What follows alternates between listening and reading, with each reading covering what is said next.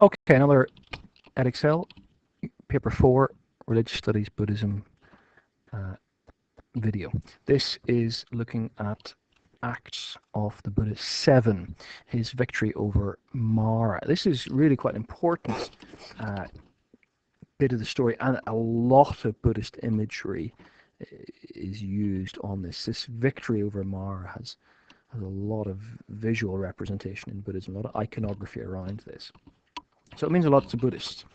Karen Armstrong says the Pali texts, however, have moved too quickly to this from his fasting during his ascetic 5 years. Surely she says that he must have had time to recuperate. It's not possible in the way that the Pali Canon suggests. Maybe not. Maybe that's just her particularly sort of mystical Christian aversion to the supernatural. Maybe as an atheist you agree, or maybe as a believer in Buddhism you don't. Interesting to know what your viewpoint is. Side says of this story that it is a dramatization of one of the Buddha's main religious experiences. Certainly it is. It teaches him that before he can attain one's religious goal, it's necessary to overcome desire, aggression, pride, and other harmful emotions. And certainly this is something that develops, I think, in the Buddhist's thought from the mere idea of desire, Tana. If you listen to his later teaching, Tana becomes broadened out into the three poisons, and we get a much more developed idea by the end of the Buddhist teaching life in, for example, the Fire Sermon.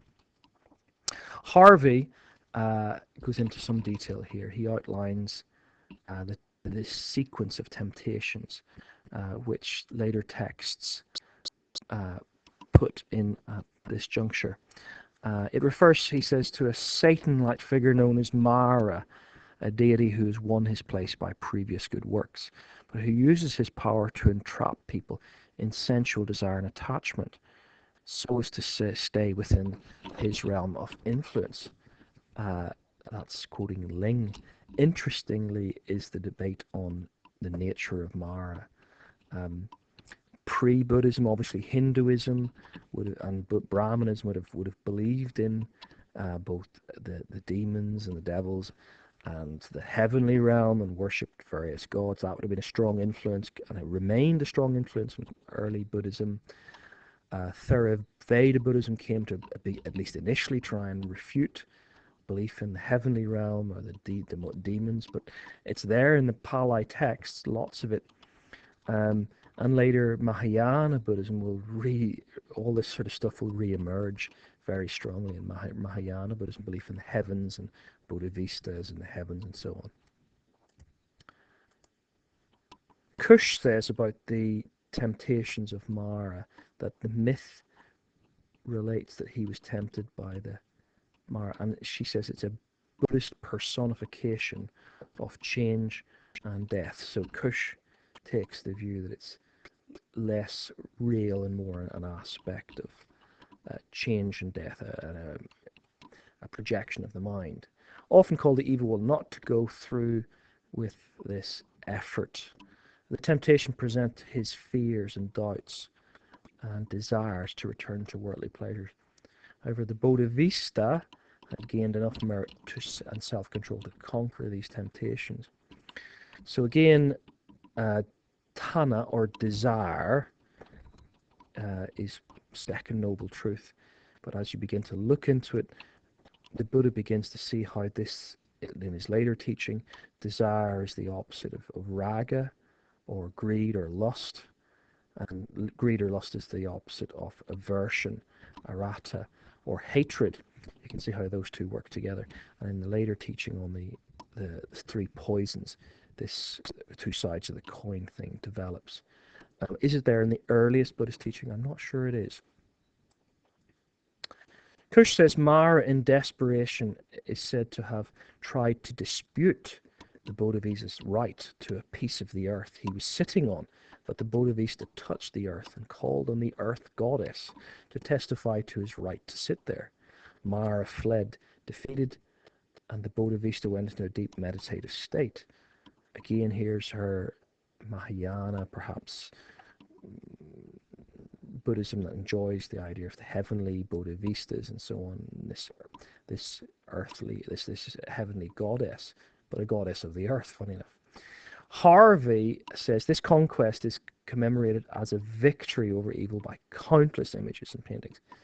They show Gautama seated cross-legged in meditation with his right hand touching the earth, the conquest of Mara, or the earth witness gesture. And in all of the stories, the earth itself speaks and says he's a worthy one. Now, it's interesting, the touching the earth thing, very much a sort of Eastern idea, pantheist idea, that we and the earth are one. And the earth is sort of our friend, is on our side. It's part of us, we're part of it.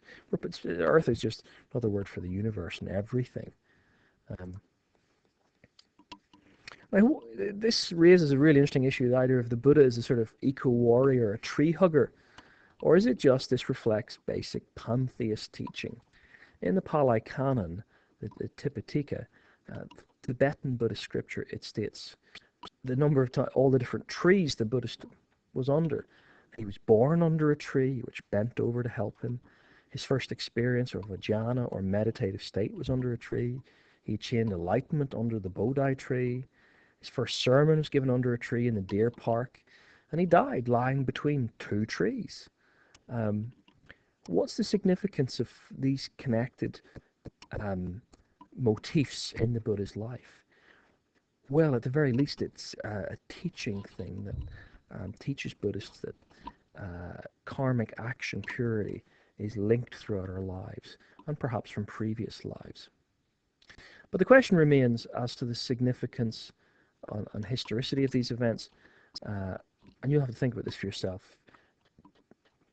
Was there a Buddha? Did he? To what extent did some of these supernatural, transcendent events happen? Or to what extent is this a retelling of a myth?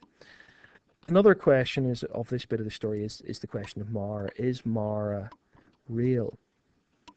Certainly Buddhists see the cycle of samsara as being held in place by a great demon or devil like Mara.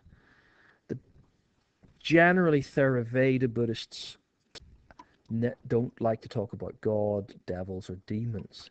They're not part of the Buddhist religion.